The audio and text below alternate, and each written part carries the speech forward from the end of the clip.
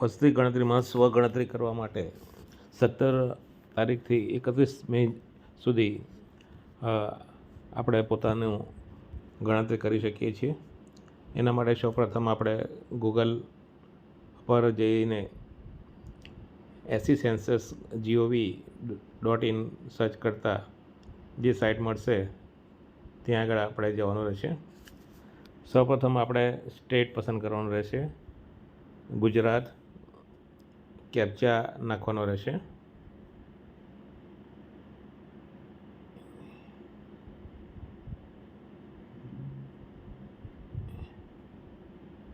Verify કરવાનો રહેશે.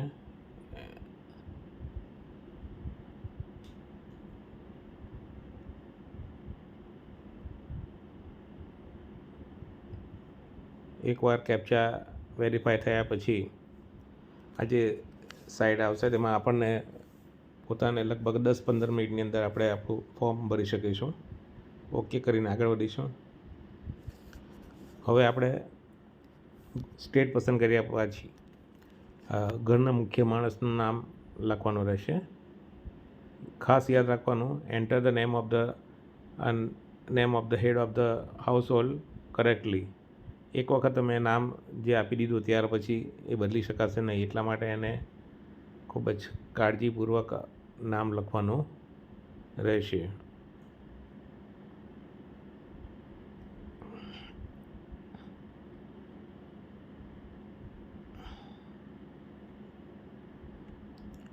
ત્યારબાદ 10 આંકડાનો મોબાઈલ નંબર નાખવાનો રહેશે.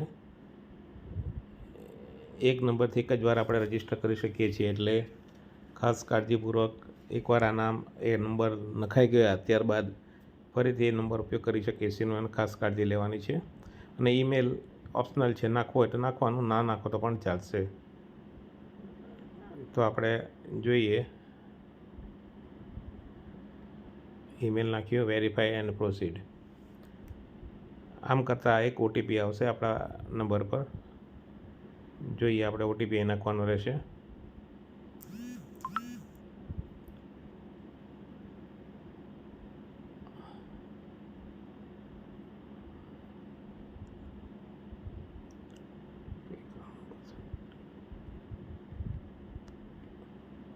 વેરીફાઈ કરીશું.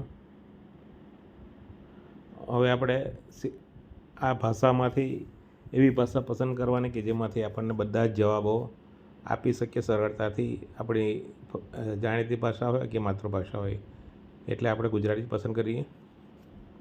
વેરીફાઈ કરીશું. આ રીતે આપણને વસ્તી ગણતરીદારને આપણે જે એસી આઈડી આપવાનો છે તે આના પરથી આપણને મળી શકે છે. નકશા પર આપણે આપણા ઘરનું ચિહ્ન પણ બતાવવાનું રહેશે. લાલ માર્કર દ્વારા ઘર પર અથવા ઘરની નજીક ખસેડવાનું રહેશે, એવું બધું સૂચના આપી છે. અને આપણે આ સૂચના વાંચીને પછી આગળ આપણે આપણી માહિતી દાખલ કરીશું. આપણો ગુજરાત રાજ્ય આવી ગયું. જિલ્લો પસંદ કરીશું. સુરત આવી જાય છે.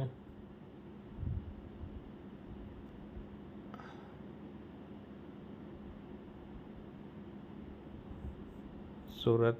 ત્યારબાદ આપણો બારડોલીનો જે પિનકોડ છે કે જ્યાંનો આપણા જે વિસ્તારનો પિનકોડ છે એ લખીશું અને આગળ વધીશું.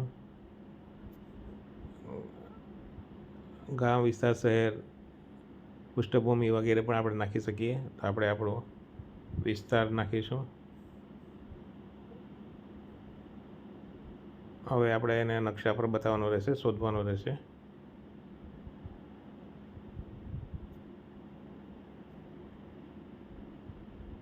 આપણો વિસ્તાર આપણે જોઈએ, એને આપણે નકશા પર શોધીશું.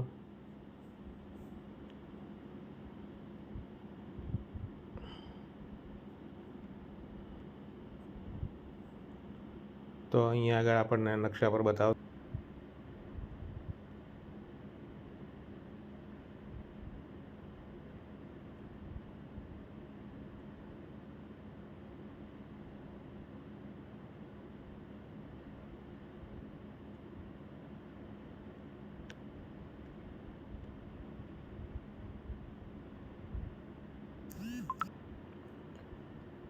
અહીં આપણને આપણું સ્થળ મળી જાય છે. આપણે પુષ્ટિ કરીશું. લોકેશન મળી ગયું. સેવ કરીને આગળ વધીશું.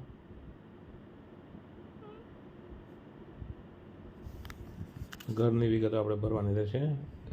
બીજો સ્ટેપ આપણો પતી ગયો છે.